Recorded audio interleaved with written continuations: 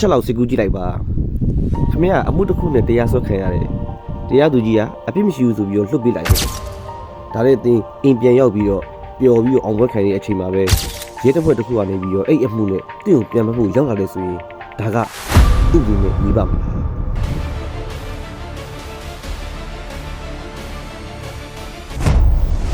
အားလုံးပဲမင်္ဂလာပါ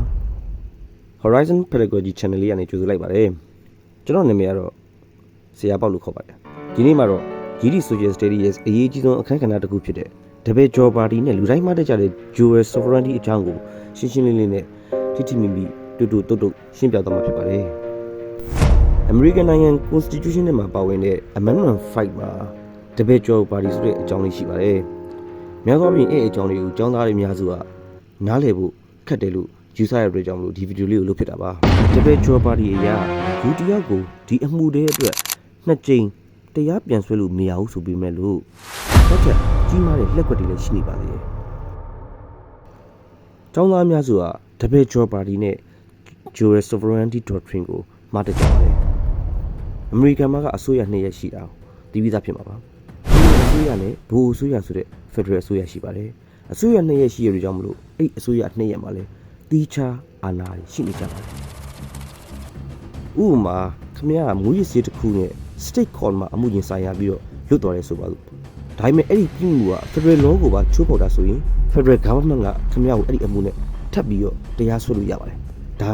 Double Job Party ကိုချိုးဖောက်တာမဟုတ်ပါဘူးအစိုးရနှစ်ခုစလုံးမှာအာဏာတိကျရှိရတဲ့အတွက်ကြောင့်မလို့အစိုးရတစ်ခုကလွတ်ပေးလိုက်ပြီးမဲ့လို့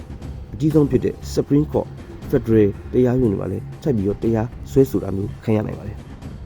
နောက်ပြီးတော့အရေးကြီးဆုံးမှတ်စရာတစ်ခုကDouble Job Party ဆိုတာက criminal case ဥပမာဖြင့်ရာဇဝတ်မှုတွေပါပဲအကျုံးဝင်တာပါတကယ်လို့ရာဇဝတ်မှုမှာခင်ဗျအနိုင်ရပြီလွတ်သွားရင်တော့မှ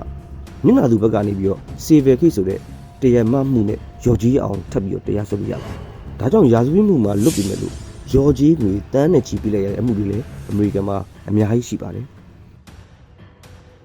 ဒါဆိုရင်တော့ဒီ Double Job Party ကိစ္စနဲ့ပတ်သက်ပြီးတော့ပြန်ပြီးတော့အနည်းချုပ်ကြည့်အောင်နံပါတ်1အစိုးရတစ်ခုတည်းကပြည်မှုတစ်ခုအတွက်နှစ်ခါဆွဲလို့မရပါဘူးဒါကတော့ Fifth Amendment မှာတရားဝင်ပါတဲ့ Double Job Party အရနှစ်ခါတရားစွဲခွင့်မရှိပါဘူးဒါပေမဲ့လို့ Dual Sovereignty အရာတော့ State ကတစ်ခါ Federal ကတစ်ခါခွဲပြီးတော့တရားစွဲလို့ရှိရင်တော့ဆွဲလို့ရပါတယ်နောက်တစ်ခုက Criminal Case ဖြစ်တဲ့ရာဇဝတ်မှုမှာလွတ်ပြီမဲ့လို့တရားမမှုနဲ့ပြန်ပြီးတော့တရားစွဲတာမျိုးလုပ်လို့ရပါသေးတယ်ဒီအချက်တွေကိုသိထားရင်တော့ GD Social Studies မှာအမှတ်ကောင်းရမှာသိကြပါတယ်ဒီလိုဘုဒ္ဓတာတွေဆက်ပြီးလေ့လာဖို့အတွက်ကျွန်တော်ရဲ့ Horizon Pedagogy YouTube channel လေးကိုလည်း follow လုပ်ထားဖို့မမေ့ပါနဲ့ဦးအားလုံးကျေးဇူးတင်ပါတယ်